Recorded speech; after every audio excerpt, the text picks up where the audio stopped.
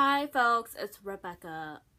So this week we've been going through a lot of healing, and once again these videos are completely free, which you should be watching because you are gonna experience some incredible breakthroughs, incredible healing just by listening to these videos. There's no gimmick, it's all real.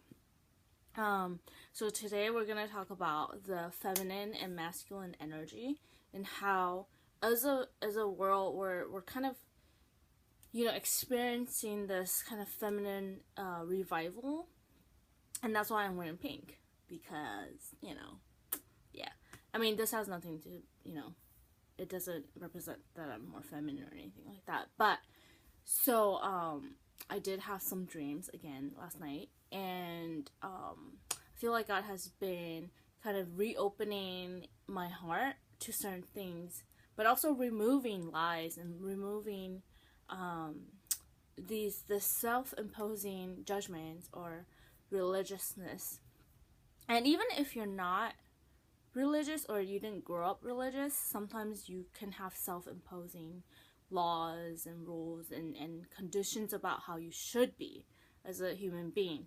And sometimes that comes from the way you were raised or your parents saying, you shouldn't have those desires, you shouldn't you should be working right now, or you should be more serious instead of laughing. So as children, we grow up as totally normal, natural beings. We play and we laugh and we have fun and we make a mess, but that's just who we are as children. That we're free. We're free to express ourselves. But as we grow up, we go to school.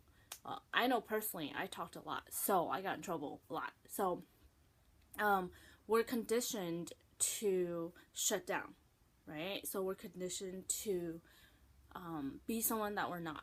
So in school, for example, like I was told to be quiet, and I remember getting moved like 3 times because every time I sat next to a stranger, I became friends with them. So that was actually my strength. But in that setting, it wasn't a strength. It was actually distracting, to other students. But how do we come out of that? How do we come out of those conditionings that actually shut down our hearts? So if, for example, if that happens a lot to a certain kid, they might actually think, okay, it's not good to talk to strangers, and it's not good to be friendly and to be outgoing, and it's seen as disadvantage. It's disadvantage to kind of my life and my goals in life anyways.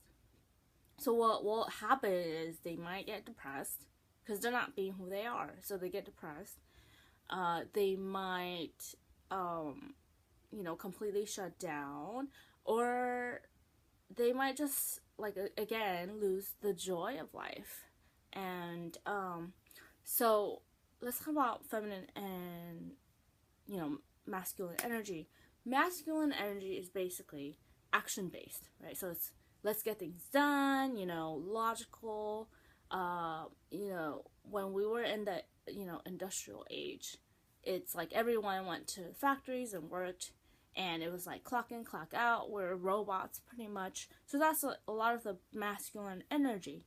And so when women could work in those settings, they became like that. So they had to become more masculine in order to work in those environments.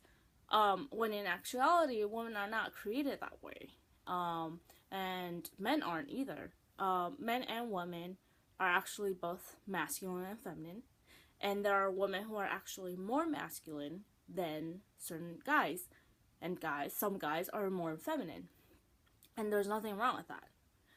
That's why you see couples who are they're either very similar in they're half and half, masculine, feminine, or the guy is more masculine and has a bit of femininity, and the girl has some femininity. Or if you're in if you're in a same-sex relationship, same thing.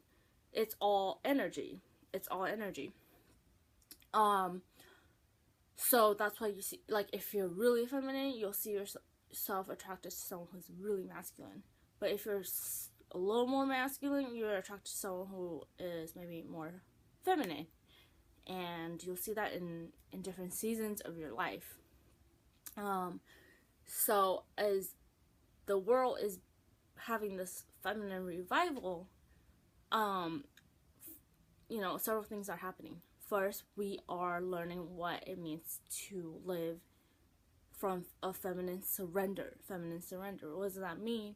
Is that we're learning how to live in grace and receptivity, and learning how to receive from God, receive from people, how to wait for things to happen, how to, when you read like romance novels, you see that, traditionally, the guys have pursued the girls, and while it reverted, and a lot of women are like, why aren't guys pursuing us anymore?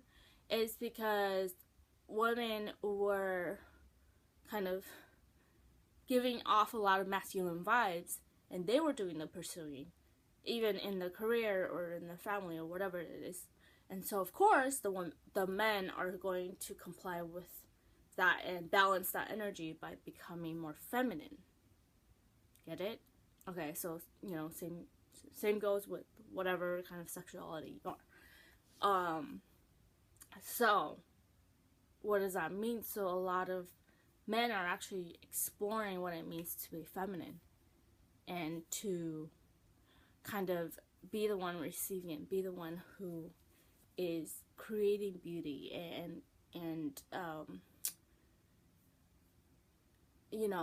nurturing their souls and nurturing themselves. And because in the past they haven't done that, so don't punish people for the way they are, because they're just going through this journey of feminine revival, and women are too.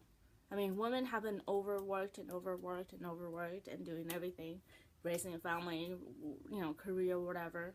But what a lot of us are actually learning in order to actually open our hearts up is not to think in the way of A, B, C equals D, or think in terms of logic. It's time for us to follow our heart search.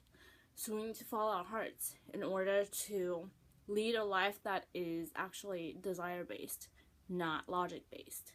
Because when we're thinking logic-based, we're thinking, well, I need to do that, and then